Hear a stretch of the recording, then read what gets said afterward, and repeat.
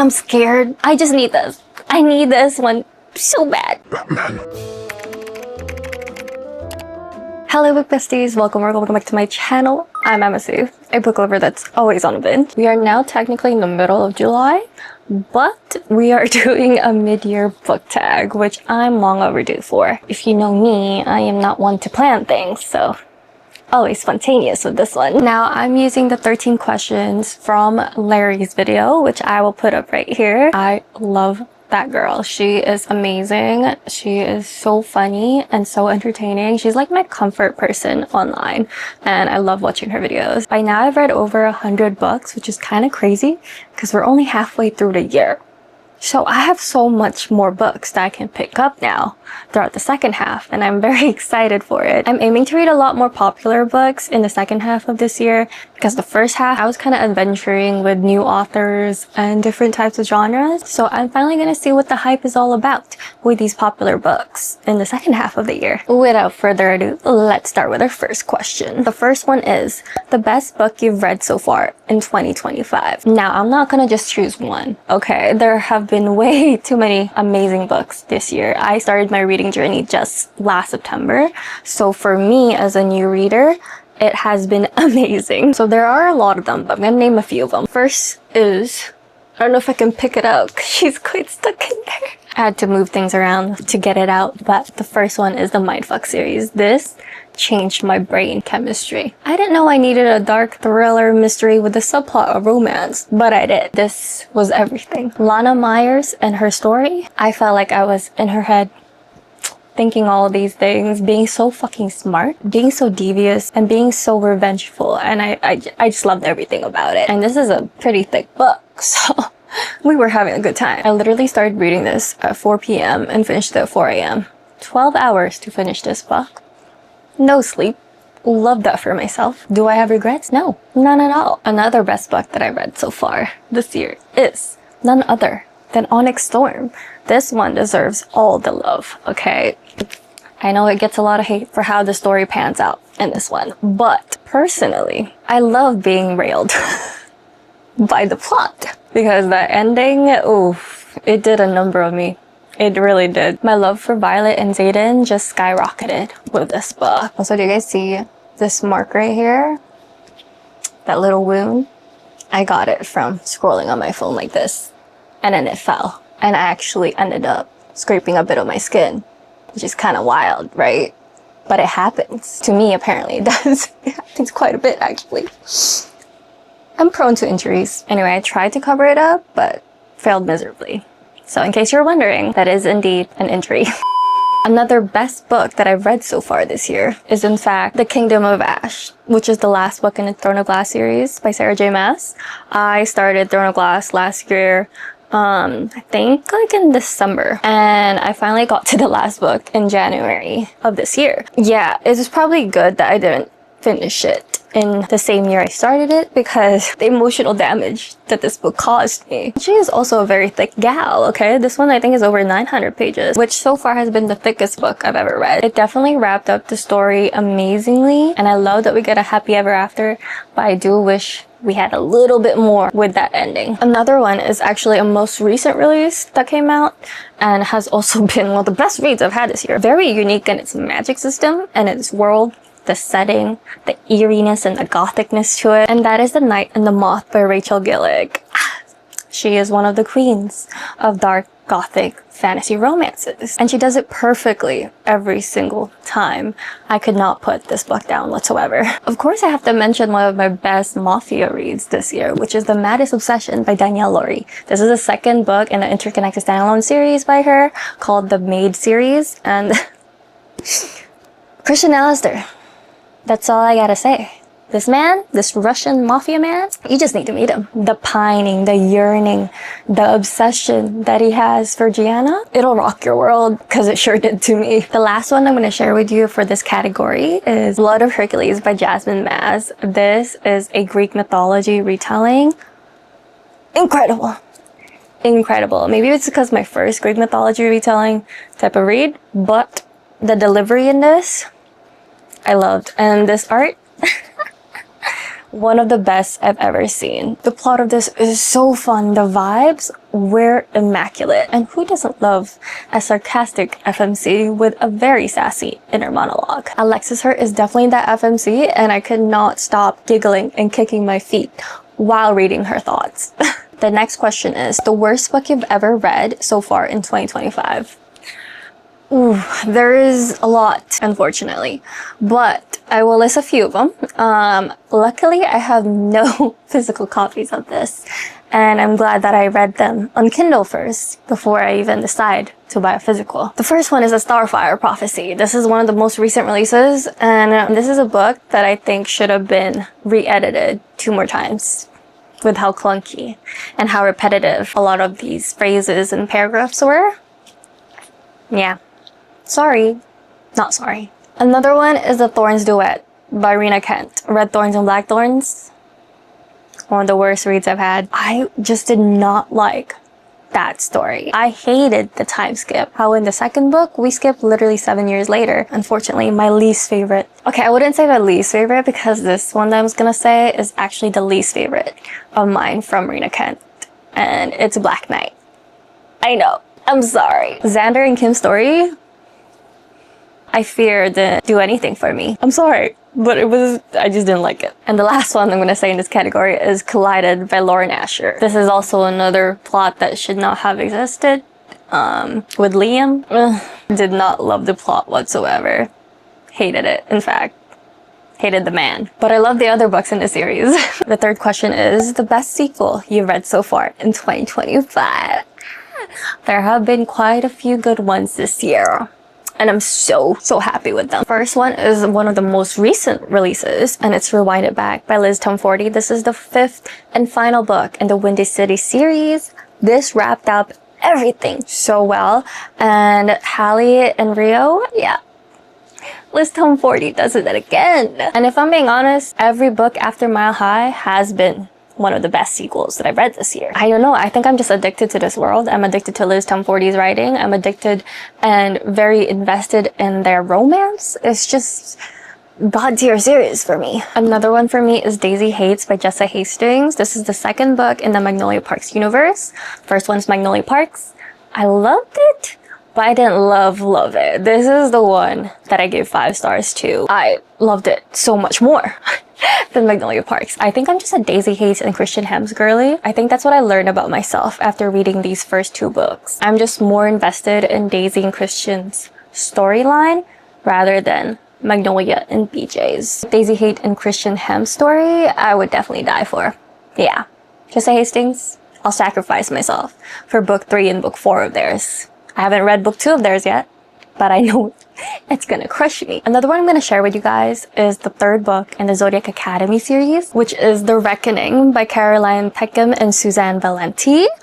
I gave this one 5 stars. Now the first 2 books already hooked me, okay? Like sinked their claws into me. This one just stabbed the sword right through my chest. Incredible. The plot really picks up on this one, and the plot twists are so overwhelming at times, but the romance that is slowly simmering in there. Right, the next question is the worst sequel you've read so far in 2025. I have one that comes to mind as soon as I read this, which is Caught Up by Nabessa Allen. I'm sorry, okay? It was awful. It didn't have the qualities that I was looking for in a dark comedy romance. There was no comedy, in fact. There was no dark humor. There was nothing I could laugh or giggle with, except for when Josh, Allie, and the cats made an appearance from Lights Out. They were the highlight for me in the book. Those were the only times I laughed and giggled. Otherwise, I found it utterly boring. I'm sorry again. New release you haven't read yet, but want to. The Jazzed Crown, which is the 2nd and final book in the Scorched Throne duology by Sarah Hashem. It just came out this month, and I'm just not prepared at the moment to say goodbye to this duology. That's why I'm kind of putting it off, even though I literally got the arc for it. I just couldn't do it to myself. I need to be in the right headspace because she's a thick one, and where we left off in the first book, I just know it's gonna be a roller coaster of betrayals and more secrets being unveiled and lots of angst and I'm scared.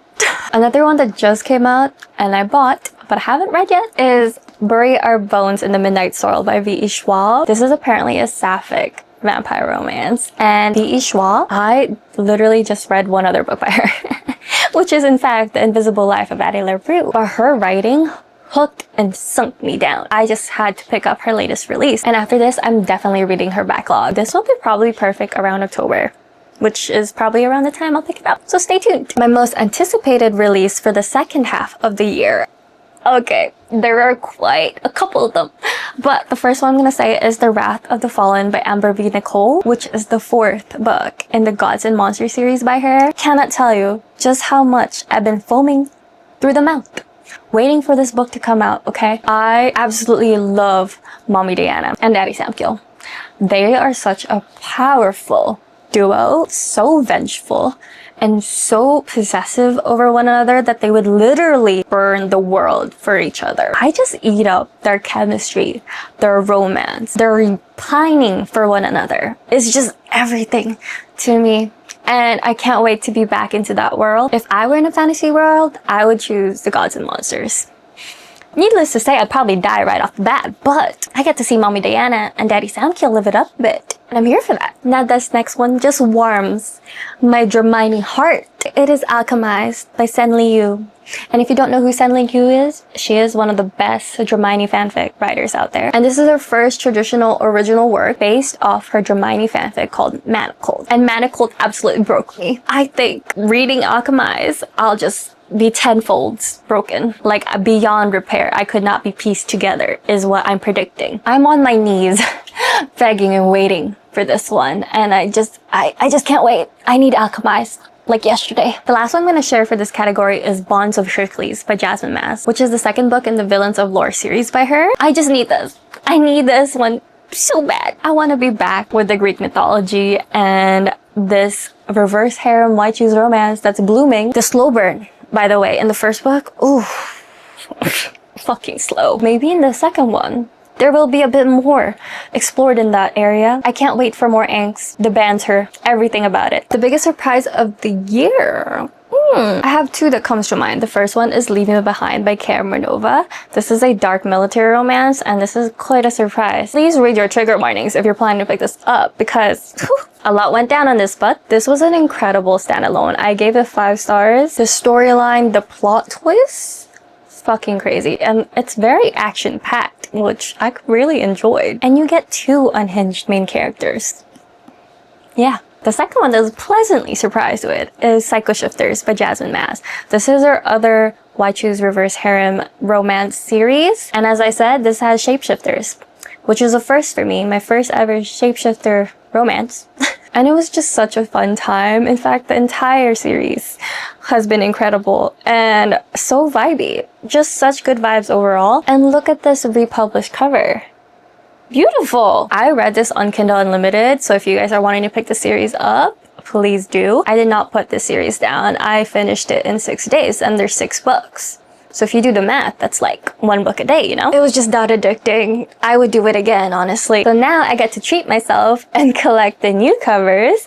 You bet I already pre-ordered the 2nd and 3rd book. Still waiting on the announcements for 4, 5, 6, but I love these new covers. They look incredible. If you want a fun time, pick this one up. Next question is my favorite new author, debut or new to you. There's in fact a lot of new authors for me, seeing as how my reading journey just started late last year. But to name a few, of course, Sarah J. Maas, Rebecca Yarros, Liz Tumforty, Elsie Silver for my cowboy romance, Jasmine Maz, obviously, Kaya Marinova, V. Schwab, and then finally Caroline Peckham and Suzanne Valenti. Those are just to name a few. There are a lot of them, but it's gonna be a long video if we keep going. My newest fictional crush, I'm gonna take this as my most recent one, which is Lance Orion from the Zodiac Academy series. I love myself a professor. What can I say? It's the age gap for me. It's the matureness for me. It's the possessive and obsession for me. You know what I mean? That man is just so good with his words. Another one has to be Rio DeLuca from Rewind It Back. This loving and caring man loves with his entire heart and being. He is so loyal. He is so goddamn Loyal. If there's one word to describe him, it's loyal. And the greenest flag out there, by the way. A book that made you cry so far. There has been a couple. In fact, a bit embarrassing to say that I cry quite often. If the words hit, the words hit. The first one I would say is Daisy Hates. I would pick it up again, but I'm too lazy. There's just so many unknown to their love story, and I'm just terrified, and I just cried basically the whole time I was reading the book. Another one that absolutely made me cry was Archer's Voice by Mia Sheridan. This is a classic love story, I would say. Just tears. The last one I'm going to say in this category is The Invisible Life of Addie LaRue by V. Schwab. I became Niagara Falls reading this book. Literally, just kept on coming out. I was just an emotional wreck. And that open-ended ending left me staring at a wall for like an hour, because what do you mean? Where's my happy ever after? Henry and Addie. This is masterful writing. Now, a book that made you happy. Hard to just choose one. There were so many happy moments in all the books that I've read, and so many books that bring joy to me. But one that really stood out is Lights Out by Nevessa Allen, which is the first book in the Into the Darkness series by her. Now that one, I laughed a lot. So much joy. I just love how unhinged Josh and Allie are to one another, for one another. The narrations that they have going on in their heads. One of the best parts was when Josh would imitate Batman whenever he wore his mask. Batman. And I think part of the reason why I enjoyed this book so much was because I listened to the audiobook of it. And the voice actors just did such an incredible job. Like, they were acting, and it was just laughable. I loved it. Great dark comedic romance. The most beautiful book you've bought so far this year or received is Rose in Chains by Julie Soto. This is another Hermione fanfic turned into a traditional original work. She's incredible. Like, look at her. Do you see it? Do you see the vision? Such beautiful cover. And I believe the fanfic for this one is called The Auction, which I haven't read yet. But I am so happy to have this in my possession. And this is without the paper cover. Yeah, the sprayed edges too. She's beautiful. She's the most beautiful one that I own. Oh my god. I almost ruined it. We caught that on tape too. You don't know, my life just flashed before my eyes right there. And now our last question for this video is, what books do you need to read by the end of the year? Plenty of books that I need to read this year. Yeah, to name a few though, we have Boys of Tommen series, which you can't see.